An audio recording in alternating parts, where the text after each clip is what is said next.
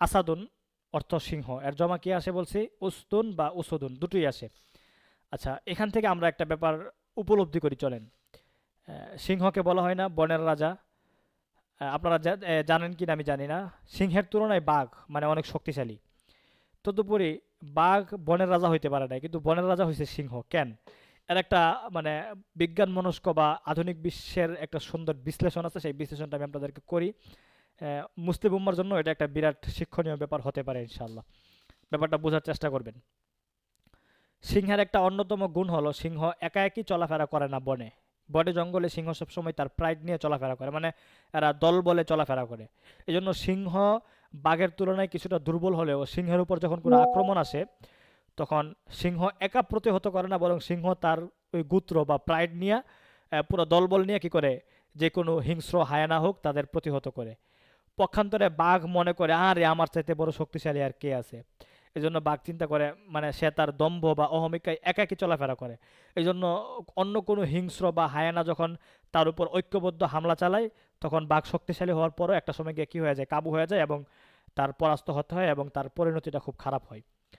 তো এখান থেকে আমাদের যে শিক্ষার জায়গাটা, সেটা হলো মানে মুসলিম উম্মার জন্য এটা একটা শিক্ষা, যে মুসলিম উম্মার আসলে উম্মার যে ভ্রাতৃত্ববোধ, উখুয়াতুল মুসলিমিনের একটা ব্যাপার আছে, সেটা হলো মানে উম্মা চিন্তা করবে যে আমাদের আল মুসলিমুনা কাজাসাদিন ওয়াহেদ, মুসলিমরা শতদেহে এক প্রাণ, সবাই এক আত্মা।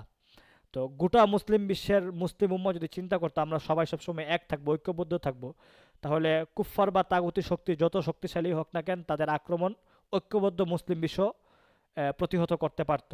কিন্তু মুসলিম বিশ্বের সবচাইতে করুণ বাস্তবতা যেটা, যে এগুলোর বেশিরভাগ হয়ে গেছে এখন কলোনি রাষ্ট্র, বেশিরভাগগুলো ইউরোপ আমেরিকার গোলাম রাষ্ট্রে পরিণত হয়েছে, এবং এদের অধিকাংশই ওই কুফফার এবং তাগুতি বিশ্বকে এত পরিমাণ পূজা অর্চনা করে যে এরা নিজেদের ভাই ভাইদের মধ্যে একটা দ্বন্দ্ব সৃষ্টি করে এবং নিজেরা নিজেরা আলাদা হয়ে গেছে, বিক্ষিপ্ত হয়ে গেছে, এবং মনে করে যে আরে অমুক রাষ্ট্রের সাথে আমি সম্পর্ক ভালো করবো, অমুক মুসলিম রাষ্ট্রের সাথে তার চাইতে তো আমি শক্তিশালী। বাঘের মতন এক ধরনের দম্ভ বা অহমিকে কাজ করে, যে আমি একাই একশো। একাই একশো হওয়ার কারণে প্রত্যেকটা রাষ্ট্রেরই কুফফার বিশ্ব ঐক্যবদ্ধভাবে ওই তাগতি শক্তিগুলা ওই আহ, একটা একটা করে মানে একটা একটা মুসলিম রাষ্ট্রের উপর হামলা চালায়। তো হামলা চালাইলেই অন্যান্য মুসলিম রাষ্ট্রগুলো চুপ থাকে, কারণ তার সাথে তো তার বনিবনা নাই।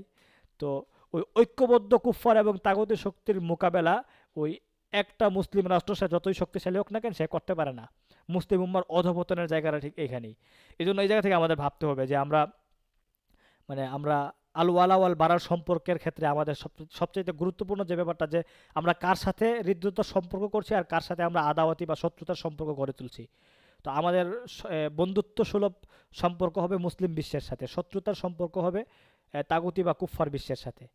তো এই জায়গাটা যদি আমরা ঠিক করতে পারি, তাহলে আমরা মুসলিম বিশ্বগুলো যদি এক হয়ে যায়, গোটা পৃথিবীতে মুসলিম কিন্তু কম না, সংখ্যায় প্রায় 200 কোটি, 175 কোটিরও বেশি।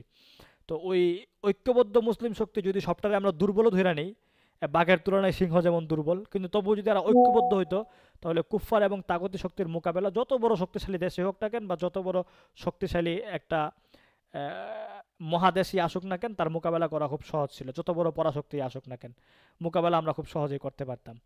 তো এই জন্য মানে চিন্তার ব্যাপারগুলো আমাদের খুব ভালো করে উপলব্ধি করতে হবে। শেকড় থেকে শিখর একটা ব্যাপার আছে না, মানে আমাদের অধপতনটা ঠিক যেখানে, উন্নয়নের রূপরেখা আঁকবো আঁকবো আমরা ঠিক সেখান থেকেই। এই চিন্তাগুলো যদি আমরা হৃদয়ে ধারণ করতে পারি, তাহলে দেখবেন যে আমাদের মুসলিম বিশ্ব ওই সিংহের মতন গোটা পৃথিবীতে রাজত্ব করতে পারবে। ঠিক আছে, প্রাইড নিয়ে বা গোত্র নিয়ে, নিজের জাতি নিয়ে যদি চলাফেরা করতে পারি, আমি গোটা মানে পৃথিবীতে আমি খুব শক্তিশালী হয়ে যাব অল্প কয়েকদিনের ব্যবধানে। আমার মানে এই জাতির চেয়ে বড় রাজা কেউ হতে পারবে না। কিন্তু জাতির এই বিভক্তিটা, এই কলোনির গুলামি আমাদেরকে এত পরিমাণ আচ্ছাদিত আমাদের উপর হয়ে আছে, বা আমরা এত পরিমাণ অন্ধত্ব বরণ করছি, এবং ওই বিদেশি প্রভুদের দালালি বা দাসত্বে আমরা এত পরিমাণ শান্তির নিঃশ্বাস বা এত পরিমাণ স্বস্তির নিঃশ্বাস নিই যে আমাদের আসলে গোলামি করারও লাগে না, আমরা মানে স্বভাবজাত এখন গোলাম। মানে আমরা তো মানে কি বলে যে আমরা বলি না যে নাহনু ইবাদুল্লাহ, এটা মুখের কথা। আমাদের হাকিকত কি? আমাদের হাকিকত হলো আমরা এই কুফফার বিশ্বের কি, আমরা গোলাম। এটা হলো আমাদের মূল বাস্তবতা। তো এই জায়গায় আমাদের চিন্তার ব্যাপারগুলো ওইভাবে যদি আমরা ভাবতে পারি, বা এই কথাগুলো যদি আমরা আমাদের পরবর্তী প্রজন্মকে শোনা যেতে পারি, তাহলে আশাবাদী ইনশাআল্লাহ আমাদের পরবর্তী প্রজন্মের ব্যাপারগুলো নিয়ে ভাববে এবং তারা ওইভাবে চিন্তা করবে ইনশাআল্লাহুল আজিজ। বুঝছেন, আসাদুন, উসদুন, উসুদুন, এই আসাদ এর জমা আছে দুইটা, ওই জমা থেকেই আমরা মূলত সিংহের যে রাজত্বের জায়গায় বা রাজত্বের মূল চালিকা শক্তিটা কোথায় সেটা নিয়ে আমাদের আলোচনা বা বিশ্লেষণে আমরা চলে গেছি। চলেন আবার আমরা শব্দের ওয়াহেদ বা জমার আলোচনা যাই।